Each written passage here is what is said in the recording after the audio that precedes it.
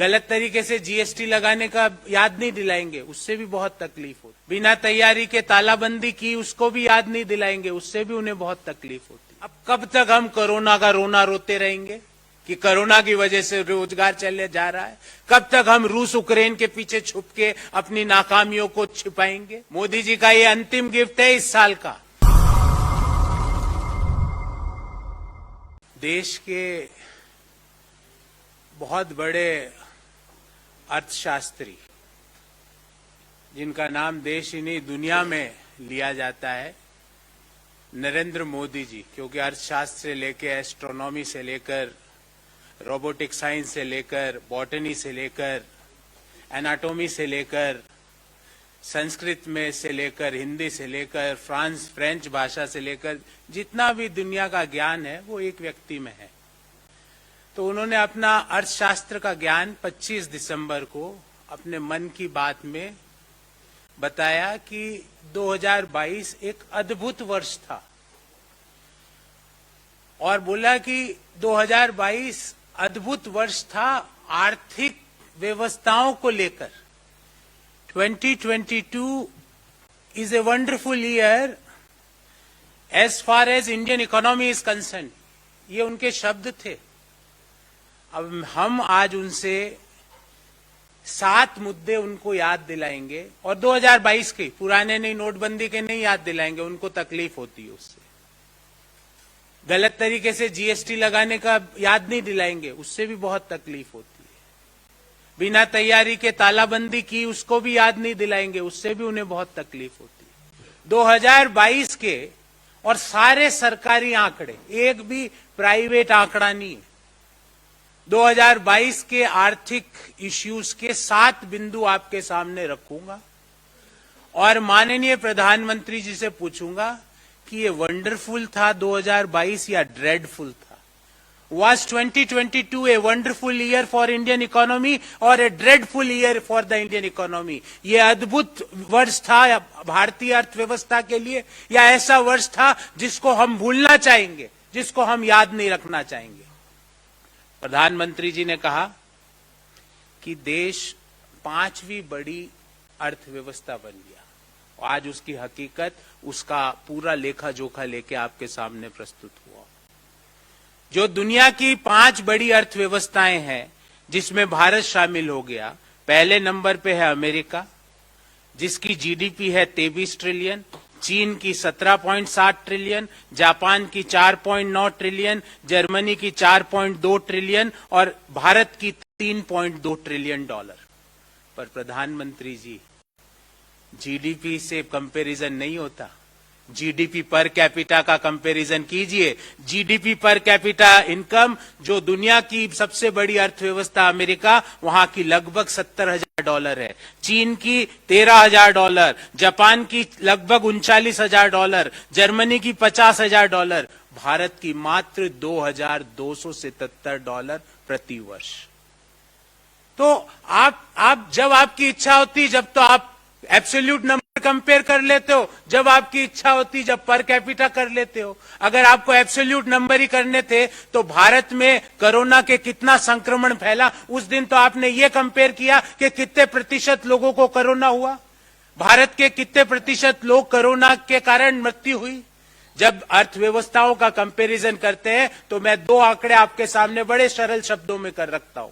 एक परिवार है जिसमें 2 सदस्य है और 1 लाख रुपए कमाता है, तो प्रति व्यक्ति कितने कमाए? 50,000 रुपए। मुझे लगता है हमें इसको भुलाना चाहिए। पर कैपिटा इनकम में दुनिया के 197 देशों में हमारी पोजीशन है वो 142वीं है। We are at 142nd rank out of 197 countries of the world. और पर कैपिटा जीडीपी का अंतर देखिए, जो दुनिया की सबसे बड़ी, जहां सबसे ज्यादा पर कैपिटा जीडीपी है, उससे हमारी पर कैपिटा जीडीपी 60 गुना कम है, 60 टाइम्स लेस।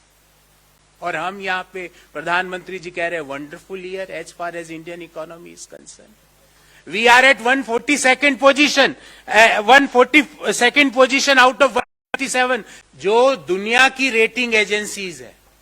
और Reserve Bank of India, State Bank of India है, उन्होंने भारतीय अर्थव्यवस्था का जब मौजूदा वित्तीय वर्ष 2022-23 चालू हुआ था, उस समय जीडीपी का क्या फोरकास्ट किया था और आज क्या फोरकास्ट किया, क्या रिवाइज किया, मैं उसका एक टेबल लेके आया हूं, आपके सामने वो टेबल रखूंगा। स्टेट बैंक ऑफ इंडिया के अनुसार जब वित्तीय वर्ष शुरू हुआ तो जीडीपी फोरकास्ट था 7.5%, अभी उन्होंने रिवाइज करके कर दिया 6.8%। मोदी जी कह रहे हैं अद्भुत वर्ष है। वर्ल्ड बैंक ने 7.5 का जीडीपी फोरकास्ट कहा था, अभी उन्होंने रिवाइज करके कर दिया 6.9%। आगे और रिवीजन होगा अभी तो। सिटी ग्रुप ने कहा था जीडीपी फोरकास्ट 8 रहेगा इस मौजूदा वित्तीय वर्ष में, अभी उन्होंने रिवाइज करके कर दिया 6.7%। आईएमएफ ने कहा था 7.4% की जीडीपी ग्रोथ रहेगी, उन्होंने रिवाइज करके कर दिया 6.8%। फिच ने कहा था 7.8% की जीडीपी ग्रोथ रहेगी, अभी उन्होंने रिवाइज करके कर दिया 7%। इंडिया रेटिंग ने कहा था 7% जीडीपी ग्रोथ रहेगी, उन्होंने रिवाइज करके कर दिया 6.9%। रिजर्व बैंक ऑफ इंडिया ने कहा था जीडीपी ग्रोथ 7.2% रहेगी, उन्होंने रिवाइज कर दिया 7%। एशियन डेवलपमेंट बैंक ने कहा था कि जीडीपी ग्रोथ रेट 7.2% रहेगी और उन्होंने रिवाइज कर दिया 7%। दुनिया की सारे बैंक, रेटिंग एजेंसीज, हमारे देश का सेंट्रल बैंक, स्टेट बैंक ने देश का जीडीपी फोरकास्ट के जो पूर्वानुमान है उसको नीचे गिराया। मोदी जी कह रहे हैं ये वंडरफुल साल था। Point number 4। पॉइंट नंबर 5, और ये बहुत महत्वपूर्ण और गंभीर पॉइंट है। देश में आज, मैं आज की बात कर रहा हूं, बेरोजगारी की दर शहरी क्षेत्रों में है 10% और एग्रीगेट है 8.6%। बेरोजगारी के दर का अर्थ क्या होता है कि कितने लोग रोजगार मांग रहे हैं और कितने लोग रोजगार में है। तो मैं ये कहता हूं कि 10% शहरी क्षेत्र में बेरोजगारी की दर है, अर्थात शहरों में अगर 100 लोग रोजगार युक्त है तो 10 लोगों के पास जो रोजगार चाहते हैं उनको रोजगार नहीं है। ध्यान रहे 2011-12 में यूपीए के दौरान ये दर थी 2.2%। मैं नहीं कह रहा, सरकारी आंकड़े सारे, एक भी हमारा आंकड़ा नहीं, हमारी ऑब्जर्वेशन नहीं है। Government of India's NSSO's data, 2.2% was unemployment rate in 2011-12, and as per CMIE, today when I am talking to you, the unemployment rate aggregate in India is 8.6% and in urban areas it is 10%. पूरा demographic dividend को मोदी जी ने demographic disaster बना दिया। अब कब तक हम corona का रोना रोते रहेंगे कि कोरोना की वजह से रोजगार चले जा रहा है? कब तक हम रूस यूक्रेन के पीछे छुप के अपनी नाकामियों को छिपाएंगे? 10% is the unemployment rate in urban India and aggregate is 8.6%, and Modi ji is saying 2022 is a wonderful year. पूरा साल को वो वंडरफुल बता रहे। Point number 5। पॉइंट नंबर 6, पूरे साल, जितने साल में 11 महीनों का डाटा है मेरे पास, क्योंकि अभी 12वें महीने का डाटा जनवरी में आएगा, 11 महीनों में से 10 महीने जो रिटेल इन्फ्लेशन था वो आरबीआई की जो अपर लिमिट थी 6%, उससे ज्यादा रहा। मोदी जी कह रहे हैं वंडरफुल ईयर रहा। पूरे साल 12 में से 11 महीनों में रिजर्व बैंक का अपर लिमिट का जोन है इन्फ्लेशन का। रिजर्व बैंक ने कहा ऑप्टिमल तो 4% होना चाहिए, मिनिमम 2% होना चाहिए, मैक्सिमम 6% होना चाहिए। पूरे साल पिछले 11 में से 10 महीने ये रिजर्व बैंक के 6% का जो जोन है उससे पूरे साल ज्यादा रहा। मोदी जी कह रहे हैं कि ये अद्भुत साल था, वंडरफुल ईयर था। साल में 5 बार एक रिकॉर्ड बनाया, एक साल में 5 बार दूध के दाम बढ़ते हैं। आपने ये रिकॉर्ड, मैंने तो नहीं देखा था। और न्यू ईयर से पहले हम एक दूसरे को गिफ्ट देते हैं ना, मोदी जी का आज एक गिफ्ट हम सबको मिला है। 2 रुपए पर litre, the milk prices had gone up.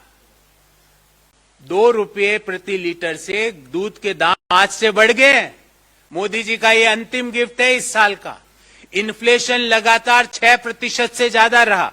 जो मौजूदा वित्तीय वर्ष है उसमें 6.7% इन्फ्लेशन रहने का पूर्वानुमान रिजर्व बैंक ऑफ इंडिया कर रहा है, और मोदी जी कह रहे हैं ये वंडरफुल साल था। एक और आंकड़ा, जब पेट्रोल और डीजल की कीमतें लास्ट टाइम मई 2022 में उसमें चेंज किया गया था, उस दिन से लेकर आज दिन तक भारत सरकार के पेट्रोलियम मिनिस्ट्री का आंकड़ा है $32 प्रति बैरल कच्चे तेल की कीमत कम हुई है। मई 2022 से लेकर आज तक $32 प्रति barrel. The crude oil prices had gone down, और एक अनुमान है कि $1 प्रति बैरल अगर कच्चे तेल की कीमत गिरती है, पेट्रोल की कीमत, डीजल की कीमत कम की जा सकती है। $1 अगर कम होती है तो 40 से 45 पैसे प्रति लीटर की कमी की जा सकती है। पिछले 200 से ज्यादा दिनों में $32 प्रति बैरल की कमी हुई, अर्थात ₹14.40 प्रति लीटर पेट्रोल और डीजल की कीमत मोदी जी बिना एक्साइज ड्यूटी को छेड़े कम कर सकते हैं, पर वो नहीं किया ताकि रिटेल इन्फ्लेशन 6.7% पर बना रहे। पिछले इस वर्ष के कई महीनों में तो 12% से भी ज्यादा, 7% से भी ज्यादा रिटेल इन्फ्लेशन रहा। तो क्रूड ऑयल प्राइसेस बढ़ती है तो मोदी जी प्राइस बढ़ा देते हैं, क्रूड ऑयल प्राइसेस घटती है, $32 प्रति बैरल घटे पर प्राइसेस कम नहीं किए गए। Modi ji, is this a wonderful year as far as Indian economy is concern? Point number 6 और अंतिम point, last point, trade deficits और एक्सपोर्ट्स भारत के लगातार घट रहे हैं। एक्सपोर्ट्स हमारे लगातार घट रहा है, ट्रेड डेफिसिट बढ़ता जा रहा है। मोदी जी कह रहे हैं कि 2022 was wonderful year as far as calendar year 2022 is concerned. अब मुझे ये बताइए Modi ji, based on above 7 points, जो मैंने एक एक पॉइंट का आंकड़ा दिया, consistent high inflation, consistent high unemployment, reduction of GDP forecast by every agency. It is per capita GDP, we are at number 144th position out of 194 economies. In global hunger index, Pakistan is doing better than us. Bangladesh, Sri Lanka is doing better than us. Rupee is the worst performing currency as far as the Asian basket is concerned. और आप कह रहे हो हमारा 2022 wonderful रहा। बताइए, अगर ये वंडरफुल है मोदी जी, तो आदेश कीजिए कि कहां खड़े होके तो थालियां बजानी है, और एक टांग पे खड़े होके ताली बजानी है, कि दोनों टांग पे खड़े होके थाली बजानी है, ताली बजानी है, बालकनी में जाएं कि छत पे जाएं, कहां खड़ा होके आपको शुभकामनाएं दें इस वंडरफुल ईयर के लिए। मोदी जी, मैं पूरी जिम्मेवारी से निर्मला जी से मैं कोई सवाल नहीं पूछ रहा, क्योंकि वो अस्वस्थ भी है और उनके हाथ में भी कुछ नहीं है। उनको अस्वस्थता का भी, क्योंकि वो अभी अस्वस्थ हैं और उनके हाथ में भी कुछ नहीं, उनको कुछ पता भी नहीं कि क्या हो रहा है।